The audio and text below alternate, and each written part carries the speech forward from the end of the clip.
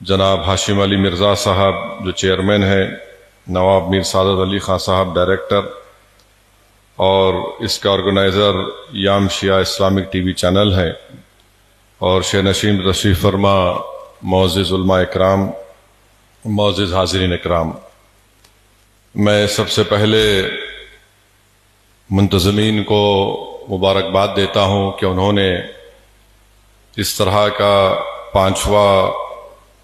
شیعہ national Islamic quiz competition کا انعقاد عمل میں لایا،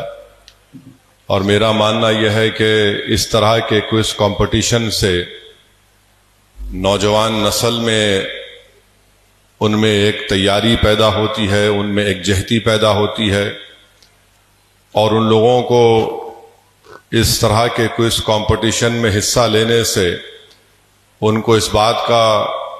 فخر محسوس ہوتا ہے کہ وہ مسلمان ہے، ان کا مسلک شیعہ ہے،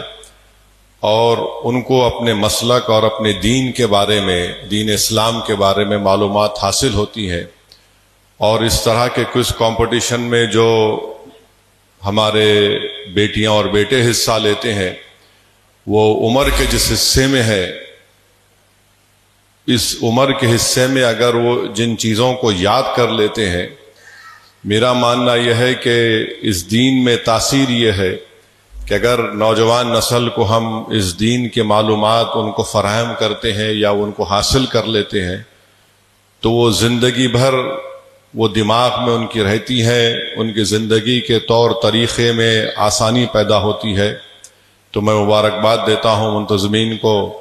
کہ اس طرح کا ایک کلہن سطح پر انہوں نے ایک تیسرا شیعہ کوئز کمپٹیشن کا انعقاد عمل میں لایا۔ اور مجھے ابھی جناب عباس صاحب بتا رہے تھے کہ 3000 سے زیادہ نوجوانوں نے، ہماری بیٹے بیٹیوں نے اس میں حصہ لیا۔ اس میں سے 20 یا 22 کوالیفائی ہوئے ہیں، جس میں ماشاءاللہ 18 ہماری بیٹیاں ہیں اور 2 ہمارے بیٹے ہیں۔ تو میں ان تمام جنہوں نے کوالیفائی کیا ان تمام کو مبارکباد دیتا ہوں۔ اور ابھی میں بیٹھ کر ایک سوالات اور جوابات اس کوئز کمپٹیشن کے سن رہا تھا، تو یقیناً یہ ایک بہترین طریقہ ہے جس سے ان کے علم میں اضافہ ہوگا، اور میں پھر سے مبارکباد دیتا ہوں۔ اور یہ بہت ضروری ہے کہ اس دور میں جہاں پر ہمارے نوجوان سب سے پہلے ان کی زندگی میں اگر رکاوٹ پیدا ہوتی ہے تو سیل فون سے، آئی پیڈ سے ہوتی ہے۔ آج افسوس کے ساتھ کہنا پڑتا ہے کہ بہت سے ہمارے گھر میں، ہمارے گھر کے ماحول میں لوگ پڑھنا بھول چکے ہیں۔ آج کتابیں اٹھا کر کوئی پڑھتا نہیں ہے۔ ہر ایک کو یہ شوق ہو گیا ہے کہ وہ یا تو کسی کا ویڈیو سن لیں یا پھر کسی اور پر کسی اور چیزوں کا اس کو دیکھتے رہیں، جس سے نہ تو ان کے دین کو فائدہ ہوتا، نہ ان کے ایمان کو فائدہ ہوتا۔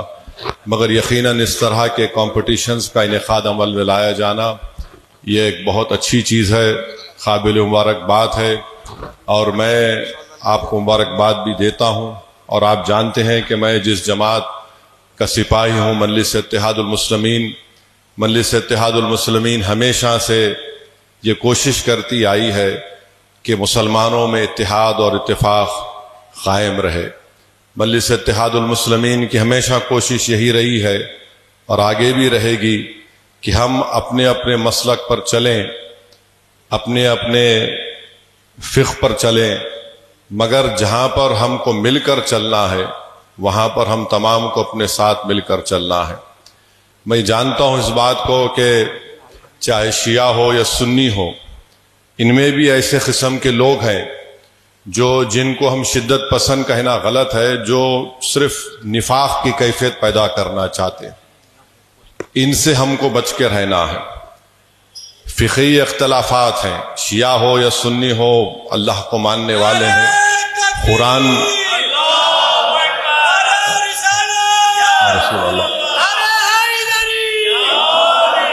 قرآن کو ماننے والے ہیں۔ اب قرآن کے بارے میں آج سے تھوڑے دن پہلے دلی میں ایک صاحب میرے پاس آئے تھے اور بولے کہ میں آپ کی ایک تقریر سنا جو یہیں پر شاید تقریر ہوئی تھی، ہمارے مرحوم دوست عباس صاحب جب زندہ تھے،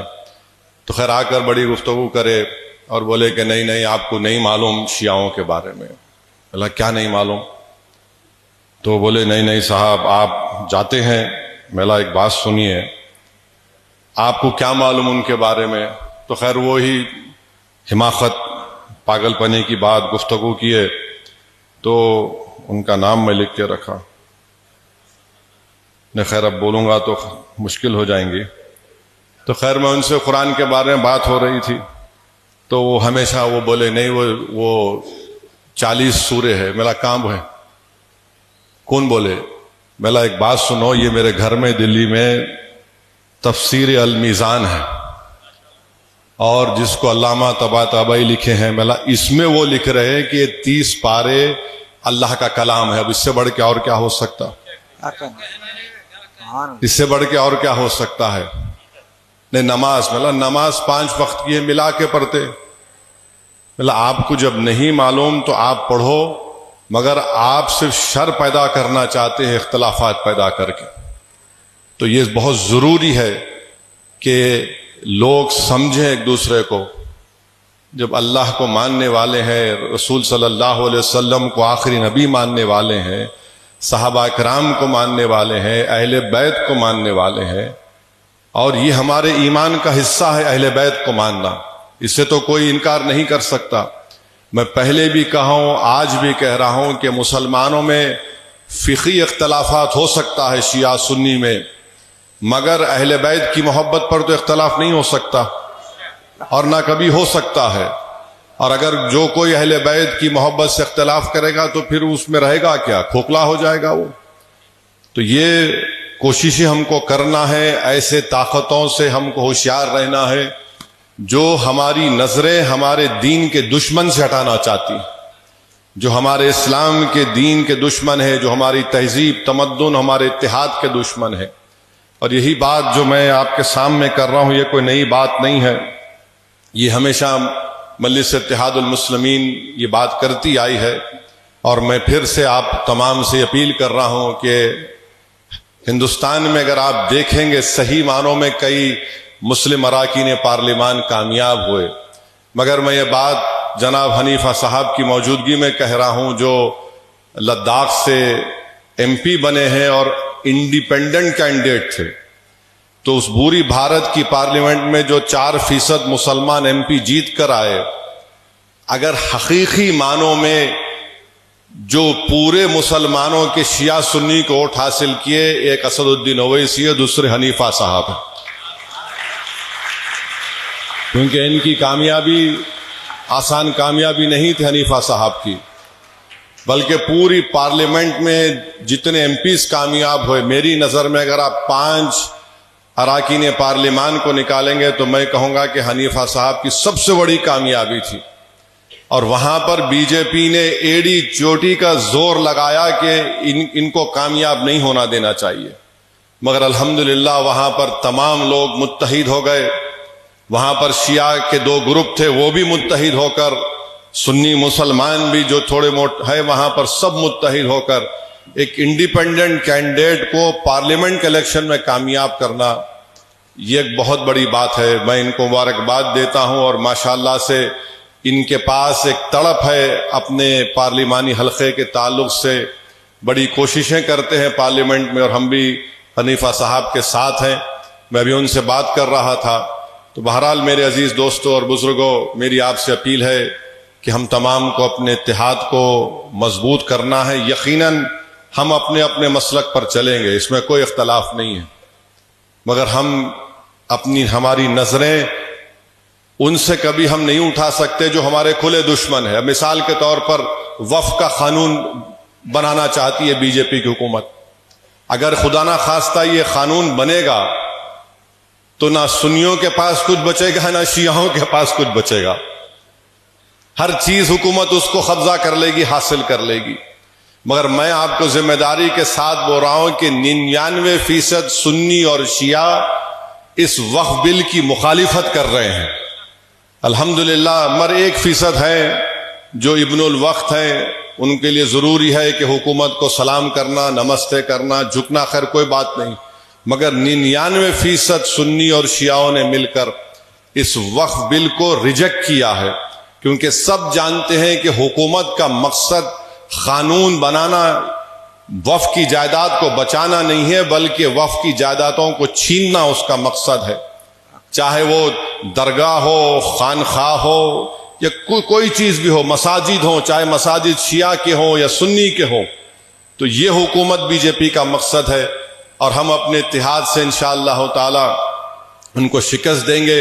اور مجھے یقین ہے کہ آپ کے اور ہمارے دلوں میں جو اہل بیت کی محبت ہے، جس کے بارے میں حدیث شریف میں آیا کہ اللہ کے رسول صلی اللہ علیہ وسلم نے فرمایا کہ میری آل کشتی نوح کی طرح ہے، جو اس میں سوار ہو گیا وہ بچ گیا، جو نہیں سوار ہو گیا وہ ہلاک ہوا۔ تو ہم اہل بیت کے ماننے والے ہیں، ہم کو اس بات کا فخر ہے، اور قرآن کریم میں جو اللہ فرمایا کہ وَاعْتَصِمُوا بِحَبْلِ اللَّهِ، امام جعفر الصادق نے اس کی تفسیر میں کہا کہ وہ اللہ کی رسی اہل بیت ہے، تو مسکن کو تھام لو۔ تو میرے عزیز دوستوں اور بزرگوں، اللہ ہمارے اس اتحاد کو دائم اور قائم رکھے، اور میں آپ کو مجلس اتحاد المسلمین کے جانب سے کہہ رہا ہوں کہ جو ہمارے بزرگوں نے جس اصول کو قائم کیا تھا وہ آج بھی ہمارے لیے مشعل راہ ہے، اور کل بھی مستقبل میں رہے گا۔ تو آپ تمام کو بہت بہت شکریہ۔ اللہ سبحانہ و تعالی ہم تمام کے اختلافات کو اللہ کم کرے، اور میری اللہ سے خاص طور سے دعا ہے کہ جو طاقتیں فلسطینیوں کی مدد کر رہے ہیں اور جو طاقتیں اسرائیلیوں کو ختم کرنا چاہتے ہیں، اللہ سبحانہ و تعالیٰ ان کو اس مقصد میں کامیابی دے انشاءاللہ تعالی۔ اور اللہ سبحانہ و تعالیٰ جو طاقتیں اس فلسطینیوں کو ایک آزاد مملکت کے طور پر دیکھنا چاہتے ہیں، جو آپ کا اور ہمارا دیرینہ خواب ہے، اللہ ہماری زندگیوں میں مسجد اقصی اور بیت المقدس کو ان ظالموں کے چنگل سے اللہ آزاد کر دے۔ میں پھر سے آپ کا شکریہ ادا کرتا ہوں۔ وآخر الدعوان الحمدللہ رب العالمین۔